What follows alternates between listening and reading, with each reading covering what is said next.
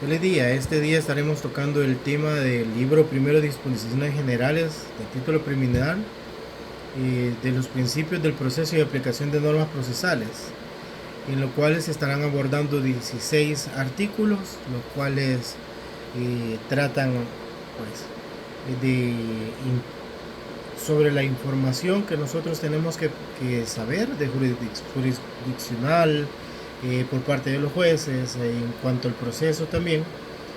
Vamos a dar inicio con el artículo 1, que es el derecho a la protección jurisdiccional, cuyo enunciado dice: todo sujeto tiene derecho a plantear su pretensión ante los tribunales, oponerse a la ya incoada, ejercer todos los actos procesales que estime convenientes para la defensa de su posesión, y que el proceso se tramite y decida conforme a la normativa constitucional y a las disposiciones legales.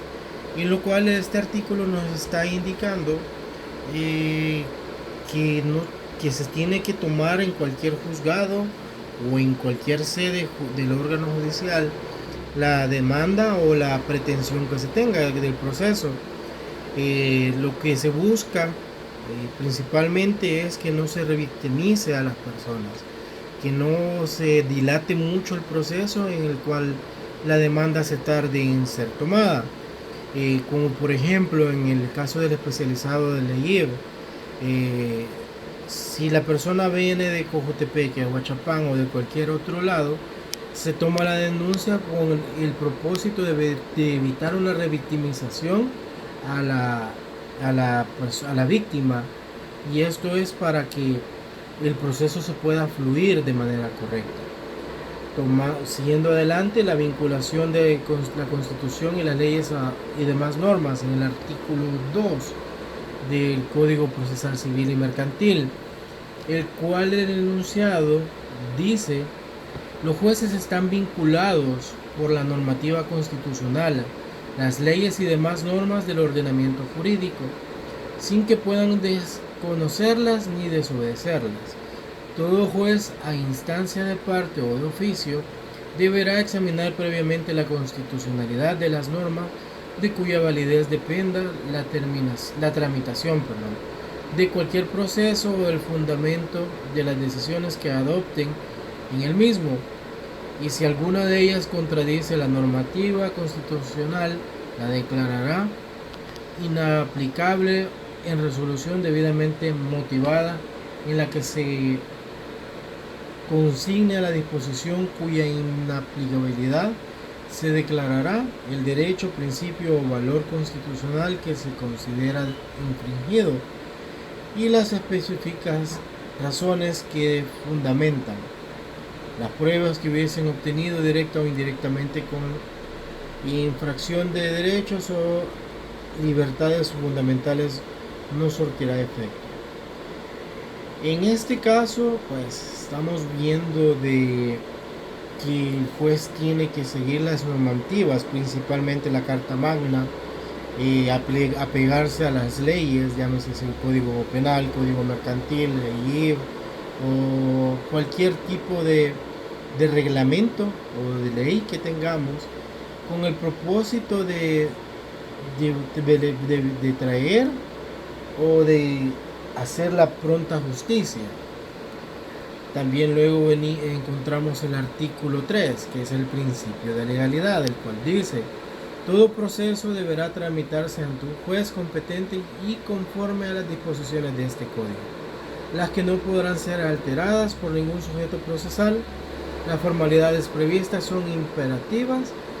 Cuando la forma de actos procesales no esté expresamente determinada por la ley, se adoptará lo que resulte indispensable o idóneo con la finalidad perseguida.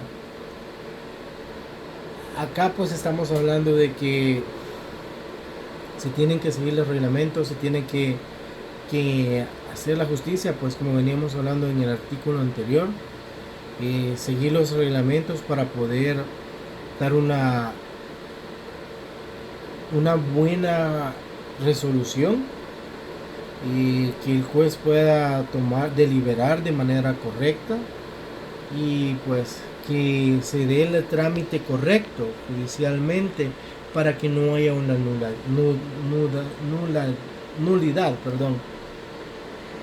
Luego tenemos el artículo 4 del principio de defensa sin contradicción, que se cita: el sujeto contra quien se dirija la pretensión tiene derecho a defenderse en el proceso, interviniendo en las actuaciones y articulando los medios de prueba pertinentes.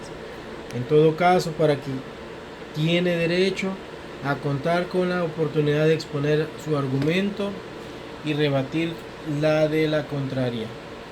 Y solo cuando expresamente lo disponga la ley podrá adoptarse decisiones sin oír previamente a una de las partes. Pues el artículo se explica solo. El demandado tiene la libertad y el derecho de poder expresarse, contradecir y hacer su defensa. Moviéndonos, tenemos también el principio de igualdad procesal, el artículo 5. Las partes dispondrán de los mismos derechos, obligaciones, cargas y posibilidades procesales durante el desarrollo del proceso. Las limitaciones a la igualdad que disponga este código no deben aplicarse de modo tal que generen una pérdida irreparable del derecho a la protección jurisdiccional. Lo que se busca es que sea una igualdad, que no tenga mayor beneficio el demandado o el demandante o el tercero que se pueda incluir. Se busca de que todo sea equitativo, de que sea un juicio, un proceso de manera igualitaria. También tenemos el artículo 6, el principio dispositivo. La iniciación de todo proceso civil o mercantil corresponde al titular del derecho subjetivo o interés legítimo que se discute en el proceso. El titular conservará siempre la disponibilidad de pretensión. Las partes podrán efectuar los actos de disposición interprocesales que estimen convenientes, terminar el proceso unilateralmente o por acuerdo entre las mismas, y recurrir de las resoluciones que sean gravosas de conformidad a lo dispuesto en este código. Pues de manera simple y sencilla es la apertura del proceso correspondiente a las partes y no al tribunal. Es meramente el proceso que inician las partes, tanto el demandado como el demandante. Y el principio de aportación, pues en este caso se resumen que son el artículo 7, que son los hechos fundamentales de la pretensión y la oposición de que conoce el proceso. Las partes tienen derecho de aportar pruebas en el proceso, tanto el demandado como el demandante.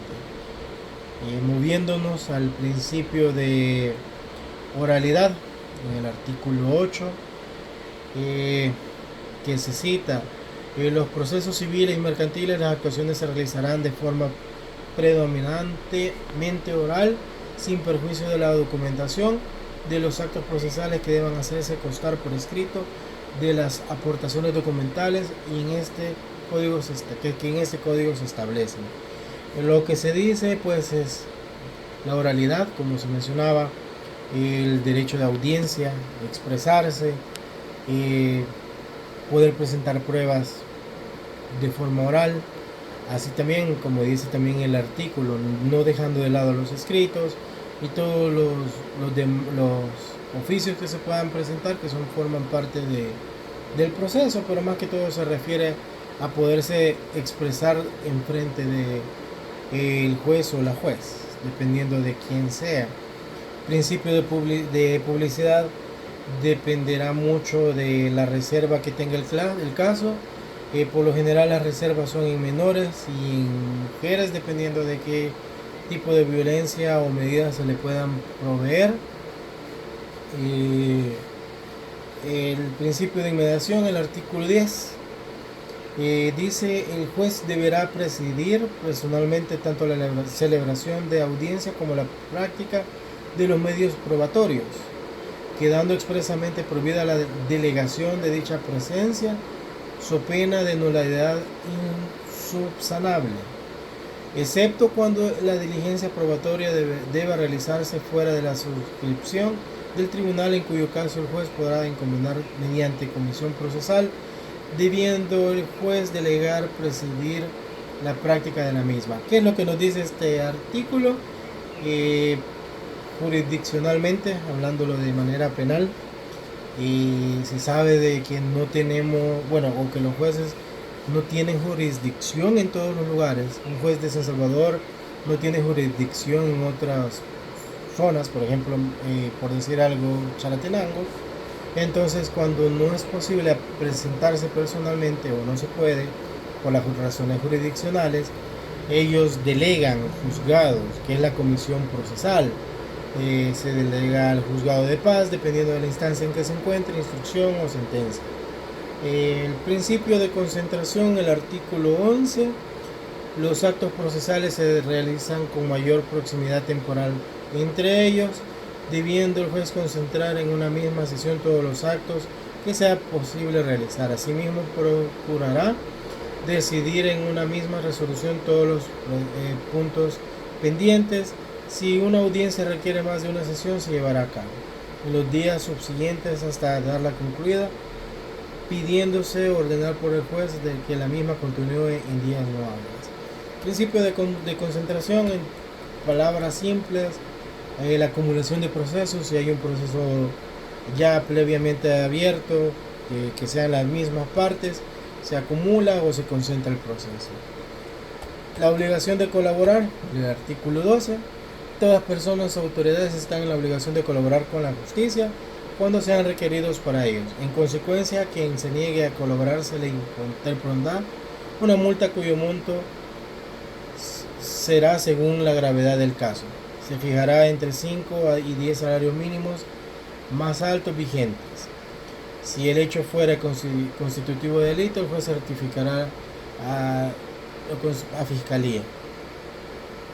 En este caso, pues todas las partes, demandantes, defensores, fiscalía, todos tienen que colaborar con el fin único de que el proceso fluya, con el fin único de que todo se mantenga profesionalmente y pues de que se busque una justicia y que sea igualitaria, equitativa, como veníamos mencionando anteriormente.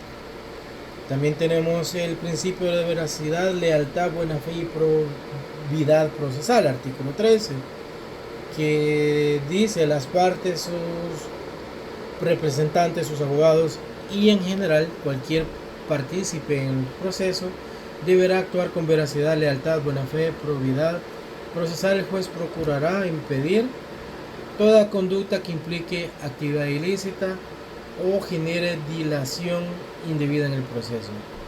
La infracción de las obligaciones de veracidad, lealtad, buena fe y probidad procesal se sancionarán con la condena en costas y con los resarcimientos de los daños y perjuicios que hubiera causado el infractor, sin perjuicio de que el juez remita a la sección de investigación profesional a la Corte de Suprema de Justicia la respectiva certificación sobre la conducta de los abogados intervinientes. Si la infracción fuese constitutiva del delito de falsedad, el juez certifica la conducta de la fiscalía. Y pues en palabras simples y comprensibles, si hay un indicio por parte de los defensores o fiscalía de que quieren introducir o dar argumentos falsos o tienen una actitud en el proceso que no es correcta, o de manera de que quieren coercer tanto a la víctima, más que todo a la víctima, se puede iniciar los actos sancionatorios que pueden generar hasta la suspensión para poder ejercer la profesión. El principio de dirección y ordenamiento del proceso. La dirección procesal es directamente con el juez. En el artículo 14 lo explica. El juez director es el único que puede presidir y llevar a cabo el proceso, la audiencia y todo lo que conlleve los actos con cualquier tipo de proceso. La obligación de resolver, el artículo 15, dice: el juez no podrá bajo ningún pretexto dejar de resolver, ni aplazar, dilatar o denegar la decisión de las cuestiones debatidas en el proceso. El incumplimiento de las obligaciones contenidas en este código será sancionado de conformidad a lo establecido en la Ley Orgánica Judicial. Se tiene que resolver, no hay manera en la cual se pueda excusar un juez y el resolver cualquier tipo de proceso. Es como lo explicas, es fácil. El principio de gratuidad de la justicia, el artículo 16. Es sabido de que Fiscalía, órgano judicial, Procuraduría no tienen que cobrar, siempre son cargos públicos. Como tal, el imputado, víctima o quien esté siendo procesado no tiene que realizar ningún pago. Eso es en cuanto a la introducción del Código Civil, Procesal Civil y Mercantil. Pues ha sido un gusto, espero que tengan bendiciones y éxitos. Una feliz semana.